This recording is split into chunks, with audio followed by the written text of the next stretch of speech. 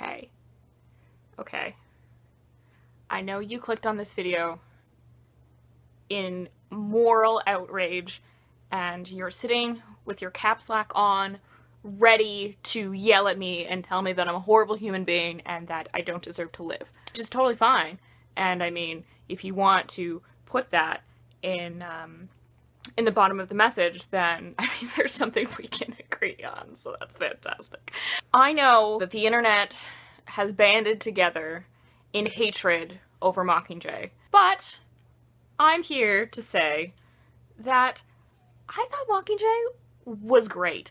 And not only did I think Mockingjay was great, but I liked it the best of all 3 books. And I have the points, so I'm here to tell you why I liked it the best. Here we go. Let's do it. Let's try not to be too angry.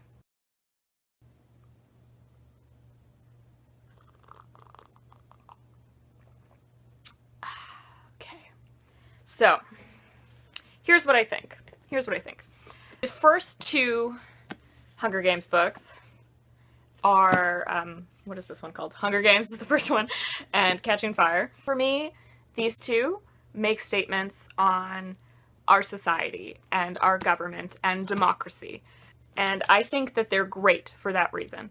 And I'm down to read any book that has any sort of political statement about totalitarian governments and democracy and things like that. That's fantastic. That's my shit. I'm all over that. So that's great.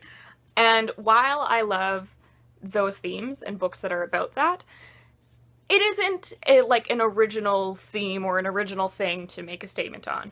But I think that the 3rd one, Mockingjay, is original in the sense that I think that it makes a lot of statements about advocacy groups or political groups that are trying to make change and are trying to push forces against the people in power. I don't know of any other books that kind of make statements about that sort of thing and kind of the corruption that comes with that. So I think that it was really, really interesting in that sense.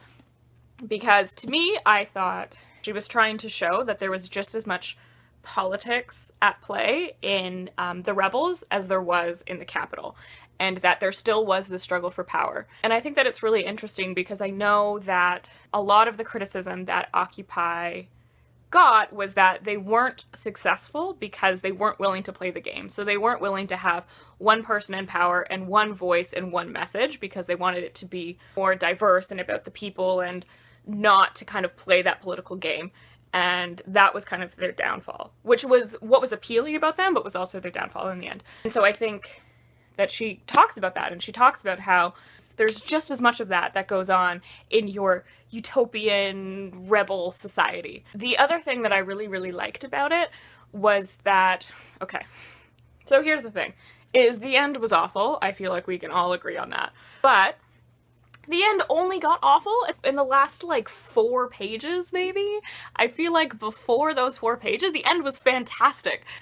At first, when we were, like, starting to get to the end, and there was maybe like 15, 20 pages left, I thought that she was making a huge statement on humanity and that the book was going to turn into the exact same sort of society, but run by the rebels. And in that way that Suzanne Collins was trying to make a statement about humanity and not about government. And that it's not that this isn't this battle of good and evil, and it isn't that this government is just made from evil people, but that's just who we are. That's humans will take advantage of power when we have it. So even though we've abolished the Capitol and we now have new people in power, once they're in power, the exact same thing is going to happen because the rebels aren't any better than the government.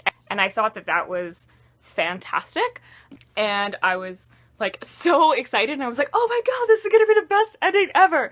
And then it didn't really go that way. And instead it kind of went to, oh no, I'm just gonna go home and live my life in sadness because everyone I loved is dead, which I was still moderately okay with. And then I felt like in the last 3 pages she kind of went, I'm just kidding, they lived happily ever after, which was so bizarre.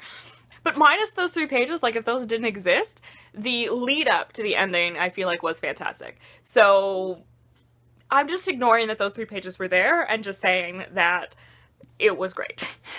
But I guess even though the end wasn't what I thought it was going to be. I think that she did still make that point in the fact that the rebels weren't all that Katniss envisioned them to be, and it wasn't this utopian society that was free of power struggles and egos. The other thing, I feel like a lot of people dislike the book because they don't feel like the character of Katniss was portrayed well in this book. But I actually liked her better in this, if that makes any sense, because, okay, here's the thing. I feel like in the first book, she was like crazy, strong, brave girl. I was being super strong for her mom and her sister, and I totally understand that and I totally appreciate it. But in some ways, I felt kind of disconnected to her because of the fact that she was so strong. How strong and brave she was, I feel like was unrealistic to me. That's just showing what a like sensitive and emotional person I am. I feel like I didn't really connect with her character until the second one, when she had that little mental breakdown when she realized that she was going back into the games. She had that moment of just being sad for herself and being exhausted. Like, that totally made sense. I could tell, you know, like, she was strong up until the point that she could be strong, and she couldn't take anymore, and she just had to have that moment of weakness. And so I really appreciated that, and I really fell for her in that. And then she's strong Katniss again.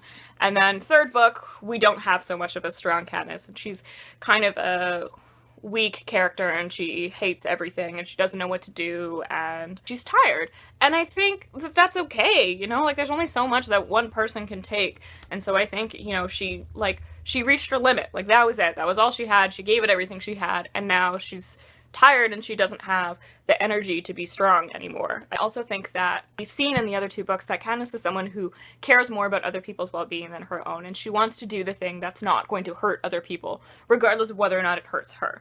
And then, you know, she has that moment in the second one where she's realizing, oh wow, it's not just about the people that I love and care about, it's about all people.